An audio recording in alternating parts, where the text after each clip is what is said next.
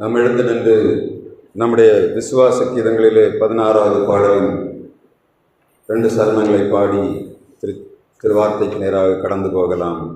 விசுவாச கீதங்களிலே 16வது பாடல் தேவ கிருபை என்றும் உள்ளது. 1ஆம் 2ஆம் சரணத்தை பாடி அமர்வோம்.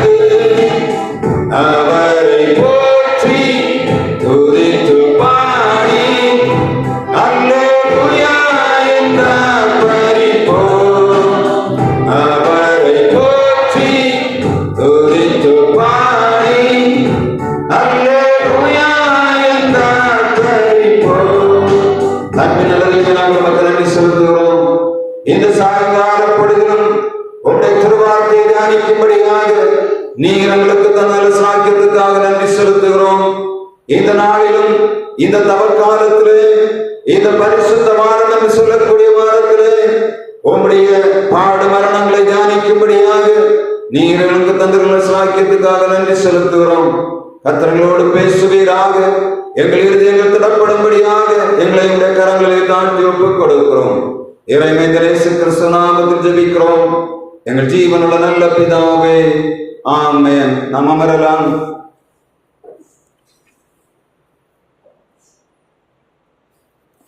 நம்முடைய பிதாவாகிய தேவனாலும் குமாரனாய் இயேசு கிறிஸ்துவினாலும் பரிசுத்த ஆவியினாலும் உங்களுக்கு கிருபையும் சமாதானமும் உண்டாவதாக. இந்த தவக்காலத்தின் கடைசி வாரத்திலே நம் ஆண்டவருடைய உயிர்த்தெழுதலின் நாளுக்கு முன்பாக அவருடைய பாடு மரணங்களை தியானிக்கக்கூடிய பரிசுத்த வாரத்திலே 3வது நாளாகிய இந்த புதன்கிழமையிலே ஆண்டவருடைய திருமுகத்தை நோக்கி பார்க்கும்படியாக ஆண்டவர் தந்த சாக்கியத்துக்காக நான் ஆண்டவருக்கு நன்றி செலுத்துகிறேன். நாம் இந்த நாளிலே தொடர்ச்சியாக ஆண்டவருடைய பாடு மரணத்துக்கு முன்பாக நடந்த காரியங்களை தியானித்து வருகிறோம். திங்கட்கிழமையிலே நாம் இந்த அத்திமரம் ஆண்டவராய் இயேசு கிறிஸ்து சபித்தவுடனே பட்டு போயிற்று என்று பார்த்தோம். நேற்றைக்கு நாம் என்ன பார்த்தோம்? கோதுமை மணியானது நிலத்தில் விழுந்து சாகாவிட்டால் தனித்திருக்கும், செத்ததேயாகில் அது மிகுந்த பலனை கொடுக்கும் என்று சொல்லி ஆண்டவர் கொடுத்த வார்த்தையை நாம் பார்த்தோம். இந்த நாள் வாசித்த செய்தியிலே இயேசு இந்த பஸ்கா பண்டிகைக்கு வருவதற்கு முன்பாக அவர் அங்கே வருகிறதாக மத்தேயு 26ஆம் அதிகாரம் 2ஆம் வசனம் சொல்லுகிறது. 2 நாளைக்கு பின்பு பஸ்கா பண்டிகை வரும் என்று அறிவீர்கள். அப்பொழுது மனுஷகுமாரன் சிலுவையில் அறையப்படுவதற்கு ஒப்புக் கொடுக்கப்படுவார் என்று இயேசு தன்னுடைய மரணத்தை முன்னறிவிக்கிறதை நாம் பார்க்க முடியும். அப்படியானால் நாம் குட் ஃப்ரைடே என்று சொல்லக்கூடிய வெள்ளிக்கிழமை இயேசு இந்த மனுஷகுமாரன் ஒப்புக் கொடுக்கப்படுவார் என்பதற்கு 2 நாளைக்கு முன்பான நாள் இந்த நாள் என்பதை நாம் நினைவில் கொள்ள வேண்டும். சரித்திரத்திலே ஆண்டவராய் இயேசு கிறிஸ்து சிலுவையில் போவதற்கு முன்பாக அந்த 2 நாளைக்கு முன்பாக காணப்பட்ட காரியத்தை இங்கே வேதம் எழுதி வைத்திருக்கிறது. இப்பொழுது வசனம் சொல்லுகிறது, 26ஆம் அதிகாரம் 3ஆம் வசனம். அப்பொழுது பிரதான ஆசாரியரும் வேதபாரகரும் ஜனத்தின் மூப்பரும் காய்பா என்னப்பட்ட பிரதான ஆசாரியருடைய அரண்மனையிலே கூடி வந்து ஒரு காரியத்தை செய்யும்படியாக சூழ்நிலை உருவாகிறது. இயேசுவுக்கு தெரிந்தாயிற்று, தான் ஒப்புக் கொடுக்கப்பட போகிறேன், நான் இந்த பாவிகளுக்காக ஜீவனை கொடுக்க போகிறேன் என்பது அவர் முன்னறிவித்து விட்டார். எனவே ஆயத்தங்கள் அதற்கு நேராக கடந்து வருகிறது. இந்த ஆயத்தத்திலே இன்றைக்கு நாம் 4 பேரை மிக முக்கியமாக பார்க்க போகிறோம். ஆண்டவராய் இயேசு கிறிஸ்து சிலுவையில் அறையப்படுவதற்கு முன்பாக மிக முக்கியமாக 4 பேர் இந்த இடத்துல இடைபடுகிறதை நாம் பார்க்க முடியும். முதலாவதாக ஆண்டவராய் இயேசு கிறிஸ்து 6ஆம் வசனம் சொல்லுகிறது, 26ஆம் அதிகாரம் மத்தேயு 6ஆம் வசனம் சொல்லுகிறது, இயேசு சீமோன் என்று சொல்லக்கூடிய குஷ்டரோகியின் வீட்டிலே பந்தி இருக்கிறார். ஆண்டவர் இனிமேல் இன்னும் 2 நாளைக்குள்ளே அறையப்பட போகிறார். இப்பொழுது இயேசு சீமோன் என்று சொல்லக்கூடிய குஷ்டரோகியின் வீட்டிலே ஆண்டவர் சுகம் கொடுத்த பெத்தானியாவிலே சீமோன் வீட்டிலே பந்தி இருக்கும்படியாக வருகிறார். ஆண்டவராய் இயேசு கிறிஸ்து அந்த சராசரங்களையும் அகிலத்தையும் ஆளுகை செய்கிறவர். 100 அதிபதிகள் மேல் 100 அதிபதிகளை தெரியும், பரிசேயர்கள் தெரியும். ஆண்டவராய் இயேசு கிறிஸ்துவுக்கு தெரிந்த அநேக செல்வந்தர்கள் அந்த இடத்தில் இருந்தார்கள். அப்படித்தானே? நிக்கோதேமு என்று சொல்லக்கூடிய பரிசேயன், அவன் ஆண்டவருடைய மரணத்துக்கு கொண்டு வந்த காரியங்களை நாம் பார்ப்போம் என்று சொன்னான். விலை உயர்ந்த மகா பெரிய பணக்காரன் அவன். 100 ராத்தல் வெள்ளை கோலமும் கரிய கோலமும் இயேசுவுக்கு கொண்டு வந்தான். மிகப்பெரிய பரிசை அவருடைய அந்த மரணத்துக்கு கொண்டு வருகிற மிகப்பெரிய பணக்காரனாயிருந்தான். ஆனால் ஆண்டவர் யார் வீட்டில் கடைசியில் வருகிறார்? பந்தி இருக்கும்படியாக பெத்தானியாவுக்கு வருகிறார். பெத்தானியாவிலே யார் இருக்கிறது? லாசருவின் குடும்பம் இருக்கிறது. இங்கே சீமோன் என்று சொல்லி ஆண்டவர் சுகப்படுத்தின குஷ்டரோகி ஒருவன் இருக்கிறான். யோசித்து பார்த்தேன், சீமோன் வீட்டை அடிக்கடி ஆண்டவர் பரிசேயன் என்று சொல்லக்கூடிய சீமோன் வீட்டுக்கு வந்திருக்கிறார். நான் ஒருவேளை நினைக்கிறேன், அந்த ஆள் யார் என்று சொன்ன மத்தேயு 8ஆம் அதிகாரத்துல 1ஆம் வசனத்துல ஆண்டவர் ஒரு குஷ்டரோகியை சுஸ்தமாக்கினார் அல்லவா, அவனாக இருக்குமோ என்று எனக்குள்ளே ஒரு வாஞ்சை இருக்கு. என்னன்னா, இந்த சீமோன் முதலாவதாக ஆண்டவர் ஊழியத்தை ஆரம்பிக்கும் போது அவர் உபதேசம் பண்ணிவிட்டு கீழே வந்து மறைப்பிரசங்கத்தை முடித்து விட்டு வரும்போது முதலாவது செய்த அற்புதம் என்ன? குஷ்டரோகியை சுஸ்தமாக்கினார். அப்படிதானே? உண்டா இல்லையா? முதல் அதிசயம் ஆண்டவர் செய்தது. தன்னுடைய ஊழியத்தில் முதலாவது செய்த அற்புதம் கானாவூர் கல்யாணத்தில் செய்தார். இங்கே ஆண்டவர் மலைப்பிரசங்கத்தை முடித்து விட்டு மத்தேயு 8ஆம் அதிகாரத்தில் நீங்க பார்த்தீங்கன்னா முதலாவது ஆண்டவர் மலை விட்டு இறங்கி வந்தவனை குஷ்டரோகி ஒருவன் அந்த ஆண்டவரிடத்தில் சொல்லுகிறான், ஆண்டவரே உமக்கு சித்தமானால் என்னை சுத்தமாக்கவுமால் ஆகும் என்று சொன்னான். இயேசு மனதுரி அவனை தொட்டு சொன்னார், எனக்கு சித்தம் உண்டு, சுத்தமாகும். அப்படியானால் இந்த குஷ்டரோகி தானோ என்று எனக்குள்ளே ஒரு சந்தேகம் உள்ளது. அப்படின்னு தெரியவில்லை, வேதத்தில் அதற்குரிய சரியான விளக்கம் இல்லை. ஆனா எனக்குள்ளே ஒருவேளை அந்த குஷ்டரோகியாகத்தான் இருக்க வேண்டும். ஏனென்று சொன்ன முதலாவது சுகப்படுத்தினவன் ஆண்டவரை நேசிக்கிறவனாக இருந்தான். பெத்தானியாவுக்கு வரும்போது இவர் இயேசு சீமோனுடைய வீட்டுக்கு வருகிறார். வந்து அவன் வீட்டிலே பந்தி இருக்கிறார். கொஞ்சம் யோசித்து பாருங்க. நம்ம ஒரு பழமொழி உண்டு, குஷ்டரோகியின கையில உள்ள நெய்யும் சாராய குடிக்கிற குடிகாரன் கையில் இருக்கிற நெய்யும் குஷ்டரோகியின் கையில் இருக்கிற குஷ்டரோகி கையில் இருக்கிற நெய்யும் குடிகாரன் உள்ள பையும் ஒண்ணுன்னு சொல்லுவார். எப்படி? குடிகாரன் கையில் இருக்கிற பணமும் குஷ்டரோகியுள்ள கையிலையும் உள்ள நெய்யும் வாங்கி சாப்பிடக்கூடாதுன்னு சொல்லுவார்கள். ஆனா இங்க ஆண்டவர் எங்கே போகிறார்? ஒரு குஷ்டரோகி வீட்டுக்கு போகிறார். அவர் கடைசியாக தன்னுடைய பணியை முடிக்க போகும்போது 4 மிக முக்கியமான மனிதர்களை அவர் சந்திக்கிறார். அதைத்தான் இன்றைக்கு உங்கள் மத்தியிலே நான் வைக்கும்படியாக விரும்புகிறேன். இந்த சீமோன் யார்? குஷ்டரோகி. வேதத்திலே லேவியர் 13ஆம் அதிகாரம் 45-46 வசனத்திலே ஒரு குஷ்டரோகி எப்படிப்பட்டவன் என்பதை அங்கே ஆண்டவர் சொல்லுகிறார். வாசிக்கலாம். லேவியர் 13ஆம் அதிகாரம் 45-46 வசனங்களை. அந்த குஷ்டரோகி தனியே குடியிருக்க வேண்டும், அவன் பாளையத்துக்கு புறம்பே இருக்க வேண்டும், தலையை மூடிக்கொண்டிருக்க வேண்டும், தூரத்தில் வரும்போதே தீட்டு தீட்டு என்று கத்த வேண்டும். ஒரு மனுஷனும் அவன் பாளையத்துக்குள்ள அவன் இருக்கிற இடத்துல போக முடியாது. இவன் பாளையத்துக்கு பக்கமே குஷ்டரோகி வர முடியாது. அப்படிப்பட்ட மனிதனை தேடி ஆண்டவர் போகிறார். சும்மா போகவில்லை. முதலாவது அவனை சுகப்படுத்தினார். இரண்டாவதாக இந்த சீமோனுடைய வீட்டுக்கு போய் முதலாவது பந்தி இருக்கும்படியாக போகிறார். சுற்றி உள்ள ஜனங்கள் எல்லாம் பார்த்துட்டு இருப்பாங்க இல்லையா? சீமோன் குஷ்டரோகி, அவன் வீட்டுக்கு யாரும் எதுக்குமே போன. கையில் என்ன இருக்காது? குஷ்டரோகி கையில் என்ன இருக்காது? எல்லா விரல ஒழுங்கா இருக்குமா? குஷ்டரோகி பார்த்துறீங்களா? யாரும் குஷ்டரோகி பார்த்ததில்லை போல இருக்கு. கையில கையிலையும் குறையாதான் இருக்கும், வரல காலையும் குரலாதான் இருக்கும்.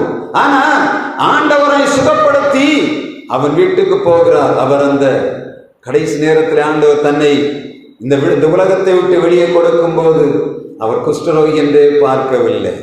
யாரை தேடி போனார்? வாழ்வின் விளிம்பு நிலையில் இருக்கிற ஜனங்களை தேடி இயேசு கடைசி யாத்திரை செய்கிறதை நாம் பார்க்க முடியும். அப்படிதானே? வாழ்வில் எல்லாராலும் வெறுக்கப்பட்ட நம்மை தேடி ஆண்டவர் வந்தார். அப்படிதானே? கொஞ்சம் யோசித்து பாருங்க. ஒரு காலத்துல நம்ம பாவத்துக்குள்ள சிக்கிக்கொண்டு கிடக்கும் போது எத்தனை பேர் நம்மை பார்த்து சொன்னார்கள், மகா பெரிய அயோக்கியன், ஒரு மனிதனாலும் கையில தொட முடியாது, அவன் வீட்டிலே இயேசு வருகிறார். எப்படிப்பட்ட ஆண்டவர்! அவரை தேடி வந்தவர்களை ஒரு காலம் கைவிடல். அவனுக்கு ஒரே ஒரு ஆசை, மற்ற குஷ்டரோகிகளை போல உமக்கு சுத்தமானால் என்னை சுத்தமாக்க உம்மால் கூடும் என்று சொன்னார். அவன் சுகம் பெற்றான். ஆண்டவரை தேடின மனிதன் ஆண்டவரை தன்னை வீட்டுக்கு அழைத்து அவருக்கு விருந்து பண்ணுகிறான். ஆனால் ஆண்டவர் அவன் வீட்டுக்கு வரும்போது சொல்ல, இனிமேல் திரும்ப அந்த சீமோனுடைய வீட்டுக்கு ஆண்டவர் வருவாரா என்று தெரியவில்லை. எனவே கடைசியாக வருகிறார். இரண்டாவதாக அந்த 26ஆம் அதிகாரம் 7ஆம் வசனத்தை வாசிக்கலாம். ஒரு ஸ்திரீ விலையேற பெற்ற பரிமள தைலம் உள்ள வெள்ளைக்கல் பரணியை கொண்டு வந்து அவர் போஜன பந்தியில் இருக்கும் போது அந்த தைலத்தை அவர் சிரசின் மேல் ஊற்றினாள். வசனம் சொல்லுகிறது, இரண்டாவதாக ஆண்டவருடைய சிலுவை பாடுகள், அவர் மரணத்துக்கு போகும் முன்பாக இரண்டாவது ஆண்டவர் ஏற்றுக்கொண்ட இன்னொரு அங்கீகாரம் காணப்படும். என்ன அங்கீகாரம்? மரியாள் இந்த ஸ்திரீ என்று சொல்லப்படுகிறது. ஒரு அதிகாரத்தில் லூக்கால என்ன சொல்லுகிறதுன்னா மரியாள் வந்தாள் என்று சொல்லுகிறது. யோவான் 11ஆம் அதிகாரத்தில் 12ஆம் அதிகாரத்தில் அங்கே மரியாள் வந்து அந்த தைலத்தை போட்டதாக சொல்லப்படுகிறது. ஆனால் இந்த ஸ்திரீ ஆண்டவருடைய சிரசிலே தன்னுடைய தைலத்தை ஊற்றினதாக சொல்லுகிறது. மற்ற ஸ்திரீகள் எல்லாரும் காலில் ஊற்றினதாக சொல்லப்படுகிறது. என்னன்னு தெரியவில்லை, வித்தியாசம் என்னன்னு தெரியவில்லை. ஆனா எனக்குள்ள ஒருவேளை அந்த ஸ்திரீ அந்த மரியாளாகத்தான் இருக்க வேண்டும் என்று நான் யூகிக்கிறேன். இந்த ஸ்திரீ வந்து தன்னுடைய கையில் இருந்த வெள்ளைக்கல் பரணியில் இருந்த விலையேறப்பெற்ற தைலத்தை கொண்டு ஆண்டவருடைய சிரசிலே ஊற்றுகிறாள். அப்படிதானே? இதை நான் தேடி பார்த்தேன். அவள் ஊற்றி இருக்கிற தைலமானது ஒரு சாதாரண மனிதனுடைய ஒரு வருட கூலி, ஒரு வருடம் வேலை செய்து சம்பாதிக்க வேண்டிய பணத்திலிருந்து பெற்றுக்கொண்ட நல தைலத்தை அவள் ஆண்டவருடைய சிரசின் மேல் ஊற்றுகிறவளாயிருந்தாள். இப்பொழுது சீடர்கள் சொல்லுகிறார்கள், இந்த பொருளை விற்று தரித்திரருக்கு கொடுக்கலாமே, இது 300 வெள்ளிக்கு மேலே அது பெரும் என்று சொல்லி இங்கே பார்க்கிறதை நம்ம மார்க் 14ஆம் அதிகாரம் 5ஆம் வசனத்திலே சீடர்கள் சொல்லுகிறார்கள், இந்த இது 300 வெள்ளி பணம் பெறக்கூடிய தைலம் என்று சொல்லப்படுகிறது. இயேசுவை காட்டிக் கொடுக்கும்படியாக யூதாஸ் பெற்றுக்கொண்ட பணம் எவ்வளவு? 30 வெள்ளி.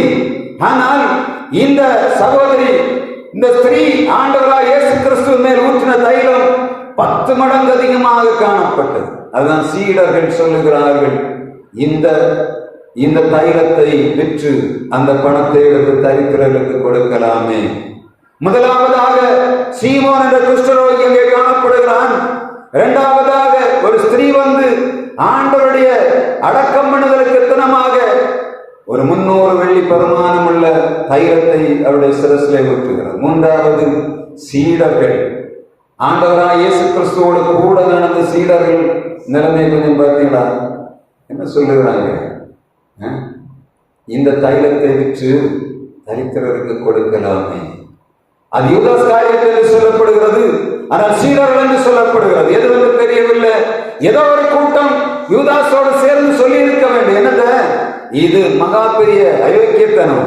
இந்த பொங்கலை கொண்டு போய் அனாவசியமாக அவருடைய சிரசிலை ஊற்றிவிட்டாளே என்று கூப்பிடுகிற ஒரு கூப்பாடுள்ள கூட்டம். ஆண்டவர் சொல்லுகிறார், நீங்கள் ஏன் அவளை தடை பண்ணுகிறீர்கள்? வசனம் மிக முக்கியமாக கவனிக்கணும். ஆண்டவராய் இயேசு கிறிஸ்து அவருக்கு மாத்திரம்தான் தெரியும், நான் இன்னும் 2 நாள்ல சிலுவையில அறையப்பட போகிறேன். கொஞ்சம் யோசித்து பாருங்க. நாளை மறுநாள் சாக போகிற ஒரு மனிதன், ஒரு தூக்கு கைதியோட நிலைமை எப்படி இருக்கும் என்பதை நான் அநேகருடைய சரித்திரங்களிலே பார்த்திருக்கிறேன்.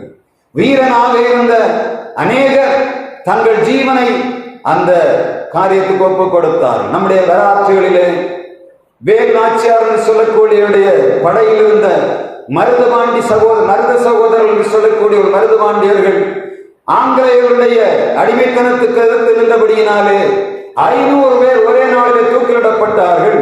இந்த பீரங்கி குண்டை கொண்டு வந்து அவளுக்கு முன்பாக நிறுத்திவிட்டு, நாங்கள் உங்களை சாகடிக்க போகிறோம், எனவே நீ மன்னிப்பு கேள் என்று சொன்னார்கள். அவர்கள் சொன்னார்கள், உனக்கு நீ ஒன்றும் தராவிட்டாலும் பரவாயில்லை, எனக்கு நாட்டில் வந்து நான் இடத்துல மன்னிப்பு கேட்கவில்லை முடியாது என்று சொன்ன உடனே அவருடைய தலையிலே முகத்தை மூடும்படியாக துணியை போட்டான். இந்த வீரர்கள் இருவரும் சொன்னார்கள், நாங்கள் சாக போகிறோம், சாவு எங்கள் தேசத்துக்காக உள்ளது, என் நாட்டுக்காக நான் உயிரை விட போகிறேன், உன்னுடைய துணியை எடுத்து தூர போடு, நான் தைரியமாக என்னை ஒப்புக் கொடுக்க போகிறேன் சொல்லி கண்ணை திறந்து வைத்து விட்டு பீரங்கி குண்டுகளுக்கு இரையானார்கள். சதாம் ஹுசேனுடைய வாழ்வை நான் பார்த்தேன். சதாம் ஹுசேன் கடைசி நேரத்தில் சாகும் போது அவர் காலையில் நன்றாக சாப்பிட்டார், குரானை கேட்டார், படித்தார், நன்றாக முன்னாடி வந்து சொன்னார். தூக்கிலிட போகும்போது சந்தோஷமாக சிரித்து கொண்டு அவர் தன்னுடைய, நான் என் நாட்டுக்கு செய்தேன் நல்ல காரியங்கள், ஆனால் என் ஜனங்களை ஏற்றுக்கொள்ளவில்லை, என்னை காட்டி கொடுத்து விட்டார்கள் என்றாலும் தெரியல, நான் தீமையினாலே நான் வெல்லப்படுகிறேன் என்று சொல்லி தன் ஜீவனை ஒப்புக் கொடுத்தான். ஆனால் ஒரு சிலருடைய வாழ்வை நான் பார்த்திருக்கிறேன். இந்த ஆட்டோ சங்கர் என்று சொல்லக்கூடியவன் தூக்கிலிடப்படும் முன்பாக அவனுடைய வரலாறு நான் படித்தேன். இரவு முழுவதும் அவன் தூங்காமல் அழுது கொண்டிருந்தான். எப்படியாயும் விடுதலை கிடைத்துவிடும் என்று ஏங்கிக் கொண்டிருந்தான். கடைசி நாட்களிலே அவன் பயன்படுத்தின எல்லாரும் அவனை கைவிட்டு விட்டார்கள். அவன் தனக்காக ஒன்றுமே செய்யவில்லை, அவன் கூலிப்படையாக செயல்பட்டவன். கடைசியில் அவனை பயன்படுத்தின ஒருவருமே அவனை கடைசியில தூக்கு கயிறிலிருந்து அவனை விடுதலையாக்க முடியல. இரவெல்லாம் அழுதான். அவன் தான் பாடி இருக்கிறான் ஒரு பாட்டு. என்ன பாட்டு? ஆட்டோ சங்கர் பாடின பாட்டு. என்ன பாட்டு தெரியுமா? என் இதயம் யாருக்கு தெரியும், என் வேதனை யாருக்கு புரியும், என் தனிமை என் சோர்வுகள் யாரனை தேற்றுவார், யாரனை தேற்றுவார், யாரனை தேற்றுவார், யாரனை தேற்றுவார். பாட்டு கேள்விப்பட்டிருக்கிறீங்களா? ஆட்டோசங்கள் பாடினார். அவன் கடைசி நாட்களிலே எல்லாவரையும் பைபிளையும் கையில் எடுத்து வைத்துக் கொண்டு வெள்ளை வெள்ளையும் தான் நின்று கொண்டிருந்தான். எப்படி ஆயினும் ஆண்டவர் என்னை விடுதலையாக்கி விடுவார் என்று சொல்லி. ஆனால் போறவர்கள் சொல்லுவான், நான் ரட்சிப்பை ஏற்றுக்கொண்டேன், ஆண்டவரை ஏற்றுக்கொண்டேன், நான் தைரியமாக ஆண்டவரை தரிசிப்பேன் என்று சொல்லுவான். ஆனால் இந்த உலகத்தின் தண்டனை நாம் தப்ப முடியவில்லை. பாட்டு என்ன சொல்லுவது தெரியுமா? என் இதயம் யாருக்கு தெரியும், என் வேதனை யாருக்கு புரியும், என் தனிமை, என் சோர்வுகள் யார் என்னை தேற்றுவார்? எப்படி இருக்கும்? யார் என்னை தேற்றுவார்? கடைசி நாட்களிலே அவன் மரணம் நெருங்கி விட்ட போது ஒரு மரண சாஸ்திரம் எழுதப்பட வேண்டிய மனிதனுடைய வாழ்வு எப்படி இருக்கிறது? அவனுடைய வாழ்வு ஒவ்வொரு நிமிடமும் யாராவது என்னை காப்பாற்றி விட மாட்டார்களா? நான் எப்படியாவது சிறையிலிருந்து வெளியே வந்து விட மாட்டேனா? இனிமேல் எனக்கு இருக்கக்கூடிய வாழ்வை நான் உத்தமனாய் வாழ்வேன் என்று சொல்லி அவன் அங்கலாய்க்கிறதை பார்க்க முடியும். ஆனால் இந்த உலகத்தின் சட்டங்கள் தீமையை செய்வதற்கு துணை போன ஜனங்கள், குற்றவாளிகளை உருவாக்குகிறவர்கள் தப்பிக்கொண்டார்கள் என்று சொன்ன பணம், நீதி, இவைகள் நீதியானது பணத்துக்கு பின்பாக போகிறது. ஒரு மனிதனை கொலை செய்தால் அவனை தீவிரமாக வந்து அரெஸ்ட் பண்ணுகிற இந்த நாட்களிலே கொத்து கொத்தாக ஜனங்கள் செத்துக் கொண்டிருக்கிறார்கள். சட்டமானது, வேதனை நிறைந்த சட்டம் குற்றவாளிகளை காப்பாற்றுகிறது. கடந்த நாட்களை விளாத்திக்குளத்திலே நடைபெற்ற ஒரு மிகப்பெரிய கிரிமினல் குற்றவாளி கைது செய்யப்பட்டான். அவன் தப்பி விடுவான் என்று நினைத்தோம். அதை போல சட்டங்கள் அவனுக்கு ஆதரவாக நின்று கொண்டிருக்கிறது. காரணம் என்ன? குற்றவாளிகள் தப்பிக்கொள்ளக்கூடிய வழியிலே அநேக தந்திரங்கள் இன்றைக்கு உலகத்திலே நடந்து கொண்டிருக்கிறது. இதற்கு மிக முக்கியமான காரியம், குற்றவாளி யாராக இருந்தாலும் சரி, மரண தண்டனை விதிக்கப்பட்டவன் தன்னுடைய கடைசி நாளை எண்ணிக்கொண்டிருக்கிற வாழ்விலே சஞ்சலமும் வருத்தமும் இருக்கும். ஆனால் ஆண்டவர் சொல்லுகிறார், அவரும் சில நேரத்தில் நம்முடைய வசனம் சொல்லுகிறது, அவர் சொல்லுகிறார், நான் ஏன் இந்த நேரத்துக்கு வந்திருக்கிறேன் என்று சொல்லி அவரே தனக்குள்ள ஆய்க்கிறதை நாம் பார்க்க முடியும். ஆண்டவர் கெத்செமனேக்கு போய் அங்கேயும் சொல்லுகிறார், இந்த பாத்திரம் என்னை விட்டு நீங்க கூடுமானால் நீங்கும்படி சொல்லும். ஆனால் இந்த கடைசி நாளிலே ஆண்டவர் அறையப்படுவதற்கு 2 நாட்களுக்கு முன்பாக அவர் மிக தெளிவாக வந்தார். சீமோனுடைய வீட்டிலே பந்தியிருந்தார். இந்த ஸ்திரீ போட்ட தைலத்தை ஏற்றுக்கொண்டார். அவர் தைரியமாக அறிக்கையிடுகிறார், எப்படி?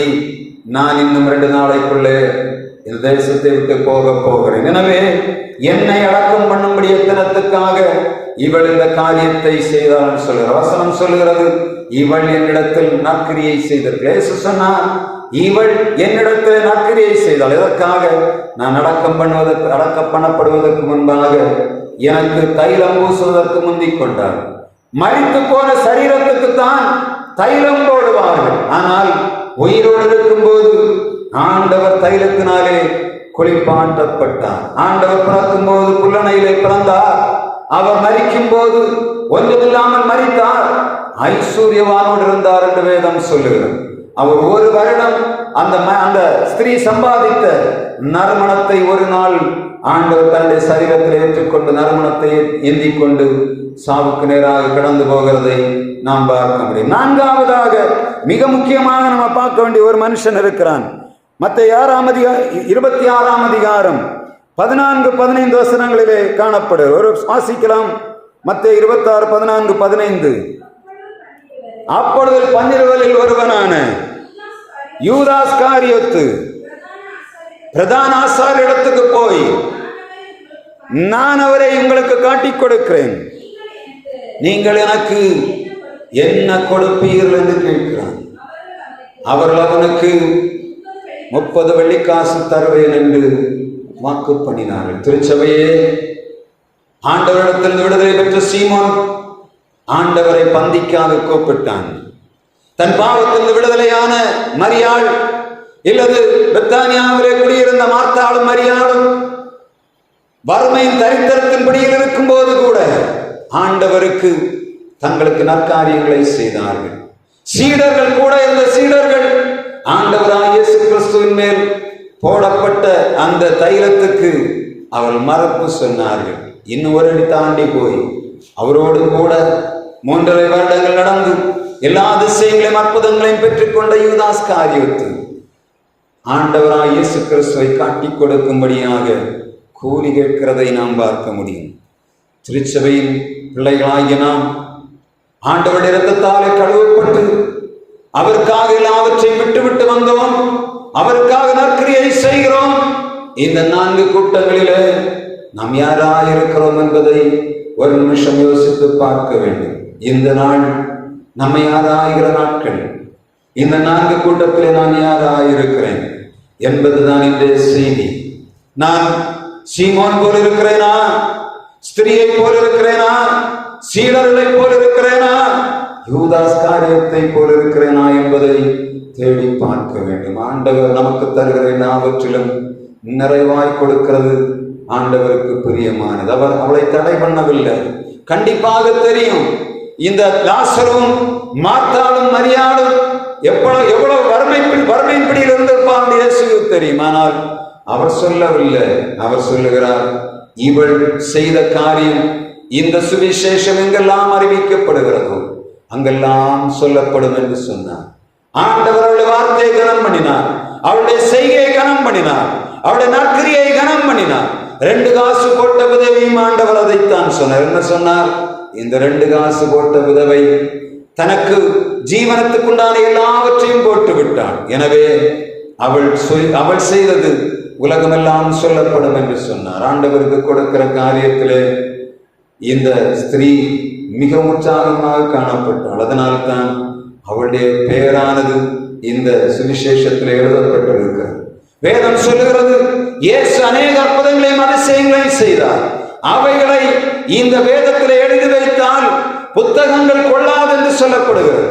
ஆனால் அப்படிப்பட்ட இடத்திலே இந்த ஸ்திரீ செய்த காரியம் எழுதப்படுகிறது. இன்றைக்கு நாம் பேசிக் கொண்டிருக்கிறோம். அப்படித்தானே? ஆண்டவர் தம்முடைய பிள்ளைகளை கனம் பண்ணுகிறவராயிருக்கிறார். அதே போல யூதாஸ் காரியத்து ஆண்டவரோடு கூட நடந்தாலும் அவன் கேட்கிறான், எனக்கு என்னத்தை தருவீர்கள்? குற்றமில்லாத இரத்தத்தை காட்டிக் கொடுக்கும்படியாக யூதாஸ் காரியத்து கூலி பொருந்தினான். நாமும் குற்றமற்றவர்களை குற்றவாளிகளாக தீர்க்கிறோமா? குற்றமற்றவர்களிடத்திலே ஏதாவது பரிதானம் வாங்குகிறோமா? இன்றைக்கு நடைபெறக்கூடிய மிகப்பெரிய தகராறு இதுதான். இன்றைக்கு தேசங்களிலே, குடும்பங்களிலே, திருச்சபைகளிலே காணப்படக்கூடிய மிகப்பெரிய பரிதாபமான காரியம் இதுதான் நடந்து கொண்டிருக்கிறது. ஆண்டவருக்காக ஆண்டவரிடத்தில் எல்லா நன்மையும் பெற்றுக்கொண்ட தினங்கள் ஆண்டவரிடத்திலே கூலி பொருந்துகிறார்கள். நீர் எனக்கு என்ன தருவீர்? நீர் எனக்கு தந்தா நான் வருவேன். நீர் எனக்கு தந்தா தான் இதை செய்வேன். நீர் எனக்கு தராவிட்டா நான் ஒன்று செய்ய மாட்டேன் என்று சொல்லி சுற்றி கொண்டு கிடக்கிற உதாரிகளான கூட்டமானவர்கள் பெருகி போனபடியினாலே திருச்சபையிலே ஆண்டவருடைய வல்லமை மகிமை வெளிப்பட முடியவில்லை. நாம் இந்த 4 கூட்டத்தில் யாராயிருக்கிறோம் என்பதை சிந்தித்து பார்க்க வேண்டும். நாளைக்கு நாம் திருவிருந்த ஆராதனையிலே கலந்து கொள்ள போகிறோம். இந்த நாளிலே 3 நாள் நாம் பெற்ற செய்தி நமக்குள்ளே காணப்படுகிறதா? அத்திமரத்தை பார்த்து ஆண்டவர் சபித்தார். கனி இல்லாமல் கொழுமையாக செழுமையாக இருந்த மரத்தை பார்த்து ஆண்டவர் சபித்ததாக வேதம் சொல்லுகிறது. ஆண்டவர் சொல்லுகிறார், ஒருவனின் பின்னே வர விரும்பினால் தன்னைத்தான் வெறுத்து தன் சிலுவை எடுத்துக்கொண்டனை பின்பற்ற கடவன் என்று சொன்னார். கோதுமை மணியானது நிலத்திலே விழுந்து சாகாவிட்டால் தனித்திருக்கும், சத்துதையாக மிகுந்த பலம் கொடுக்கும் என்று சொல்லி நம்முடைய சுயத்தை ஒப்புக் கொடுக்கும்படியாக ஆண்டவர் எதிர்பார்த்தார். இந்த நாளிலே ஆண்டவருடைய ஊழியத்தை, ஆண்டவருடைய வேலையை செய்கிற நாம், திருச்சபையில வந்திருக்கிற நாம், இந்த நாள் வரையிலே யாராயிருக்கிறோம் என்ற உணர்வு நமக்கு வேண்டும். ஆண்டவரிடத்தில் நம்மை ஒப்புக் கொடுப்போம். நம்முடைய வாழ்வு ஆண்டவருடைய கையிலே இருக்கும் போது மேன்மையானவர்களாய் வாழ்வோம். இந்த நாளிலும் ஆண்டவர் நமக்கு தந்த ஆசீர்வாதத்தின் நிறைவாய் பெற்றுக் கொள்ளும்படியாக ஆண்டவர் இரக்கம் பாராட்டுவாராக. இந்த 4 பேரிலே நாம் யாராயிருக்கிறோம்? ஒரு நிமிஷம் சிந்தித்து பார்ப்போம், செயல்படுவோம். இந்த பண்டிகை, இந்த பரிசுத்த வாரமானது நமக்கு மிகுந்த ஆசீர்வாதமாய் மாறுவதாக. நாம் எழுந்து நின்று நம்முடைய பாடல் புஸ்தகத்திலே திருக்கரத்தால் தாங்கி என்னன்னு சொல்லக்கூடிய அருட்பணி கீதங்களிலே 346ஆம் பாடலை பாடும்போது ஆண்டவருக்கு என்று காணிக்கை செலுத்தலாம். எழும்புவோம். திருக்கரத்தால் தாங்கி என்னை, அர்ப்பணி கீதங்களிலே 346வது பாடல்.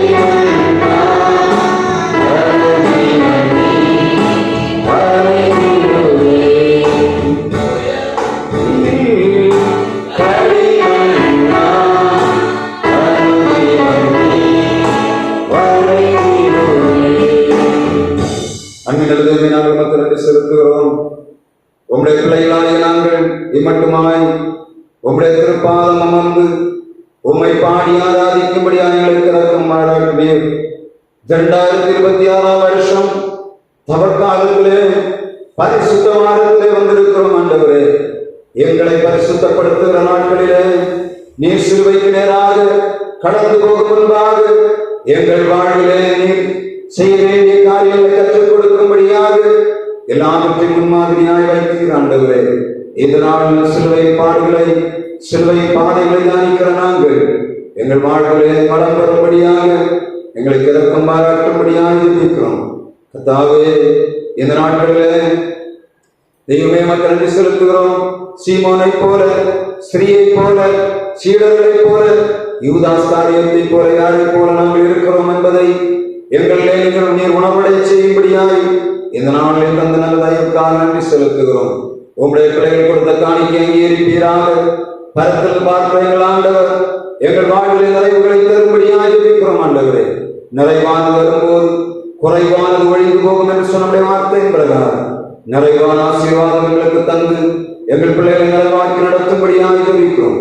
கை பிரயாசங்களில் குறை வரக்கூடாது. ஆண்டவரே, ஆண்டவருக்கு கொடுக்கிறபடியினாலே வாழ்விலை குறைவில்லாது நிறைவான ஆசீர்வாதம் தருவீராக.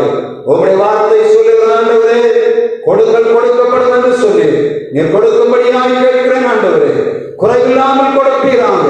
ஈசாக்கு அந்த தேசத்திலே விதைத்தான், கர்த்தர் அவனை ஆசீர்வதித்தபடியினாலே அந்த வருஷத்தில் 100 மடங்கு பலன் பெற்றான் என்று சொன்ன வார்த்தையின் பிரகாரம் எங்கள் கையின் பிரயாசங்களில் 100 மடங்கான ஆசீர்வாதம், எங்கள் வாழ்வின் காரியங்களில் 100 மடங்கான ஆசீர்வாதம், எங்கள் ஆத்மா ஆண்டவரை மக்கள் முன்பாக நிற்கிறதிலே 100 மடங்கான ஆசீர்வாதத்தை பெற்று நாங்கள் உலகத்துக்கு, தேசத்துக்கு, திருச்சபைக்கு, குடும்பங்களுக்கு ஆசீர்வாதமாய் மாறும்படியாய் கிருபை தருவீராக. எங்களுக்கு எல்லா விதமான எதிர் வல்லமைகள், சட்டுடைகள், அந்தகார போராட்டங்கள் அழிக்கப்பட்டு போகும்படியாக ஜெபிக்கிறோம். ஆண்டவரே, உங்களுடைய திருச்சபையில் கேட்கிற விண்ணப்பங்களுக்கு எங்களுக்கு பதில் செய்கிற ஆண்டவர் நீர் அல்லவா. இந்த நாளில் எங்கள் பகுதி முழுவதும் கரங்களிலே தருகிறோம். ஆண்டவரே, எல்லா இவர்களின் அதிகாரங்கள் அற்று போவதாக. உம்முடைய பிள்ளைகளுடைய வாழ்விலே செழிப்பையும் சமாதானத்தையும் நிறைவான ஆசீர்வாதத்தை கொடுக்கும்படியாக ஜெபிக்கிறோம். இரவு நேரத்திலே கூடாரங்களுக்குள்ளே கடந்து போகிறார்கள் ஐயா, உம்முடைய சமாதானத்தின் நிறைவை கட்டளையிடுவீராக.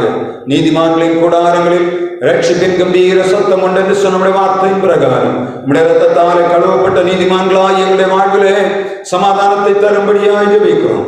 நீதிமான்கள் படுக்கையிலே கம்பீரிப்பார்கள் என்று சொன்ன வார்த்தையின் பிரகாரம் எங்கள் குடும்பங்களிலே வியாதியின் தொல்லைகள், இருளின் அதிகாரங்கள், சத்துருடைய போராட்டங்கள், சரீர பலவீனங்கள் எங்கள் இரவு நேரங்களை தொடாதபடி உம்முடைய இரத்த கோட்டைகளை மூடும்படியாக ஜெபிக்கிறோம். குடிக்கிற தண்ணீர், புசிக்கிற ஆகாரம் ஒவ்வொன்றையும் பிள்ளைகளுக்கு ஆசீர்வாதமாக்கி தருவீராக. குறிப்பாக இந்த நேரத்தில் சங்காரதும் ஒரு வீடுகளுக்குள் கடந்து வராதபடி இந்த பகுதி முழுவதும் அடிக்கப்பட்ட ஆட்டுக்குடைய இரத்தத்தை வாசல்களிலும் நிலைக்கான விசுவாசத்தோடு பூசுகிறோம். ஆண்டவரே, உடைய பாதுகாப்பின் சட்டைகளாய் பிள்ளைகளை வைக்கிறோம். உடைய திருக்கரத்தில் தாழ்த்தி ஒப்புக் கொடுக்கிறோம். கர்த்தாவே, நாளை நடைபெறுகிற இந்த திருவிருந்து ஆராதனை கத்த பொருட்படுத்தீராக. கர்த்தாவே, அந்த திரு ஊழியக்காரை கத்த நம்மளுடைய பணியாளரை கத்த சோம சேமமாய் கூட்டி சேர்க்கும்படியாக ஜெபிக்கிறோம். ஆண்டவரே, சரியான நேரத்தில் வந்து நாங்கள் உடைய ஆராதனைகளை கலந்து கொண்டு நிறைவான ஆசீர்வாதத்தை பெறும்படியாக கிருபையாய் எங்களை ஆசீர்வதிங்க. ஆண்டவரே, தவக்காலத்திலே நாங்கள் எங்களை வைத்து ஆராய்ந்து இந்த வருடத்திலே அதிகமான ஆசீர்வாதத்தை பெற்றுக்கொள்ளும்படியாய் கிருபையாய். வருடத்தின் 3 மாதத்தை கடந்து விட்டோம்.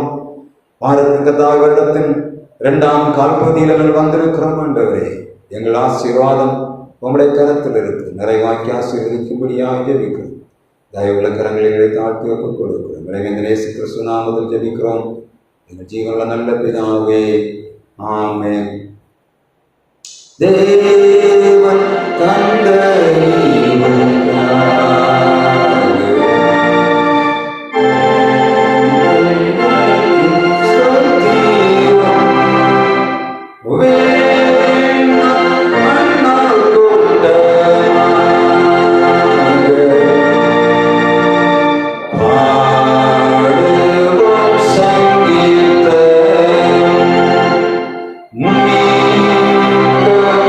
Paya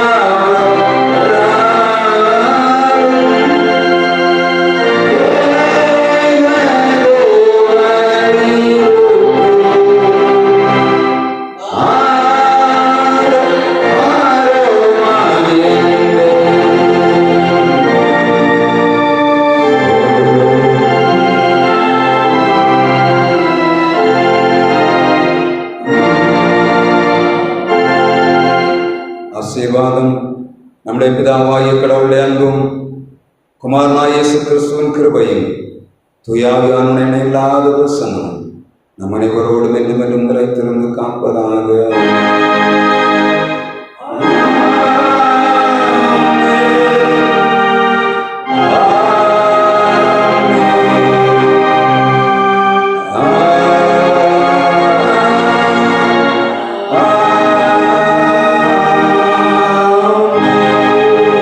கர்த்தரோடு இருப்பாராக. சமாதானத்தோடு சென்று வாருங்கள்.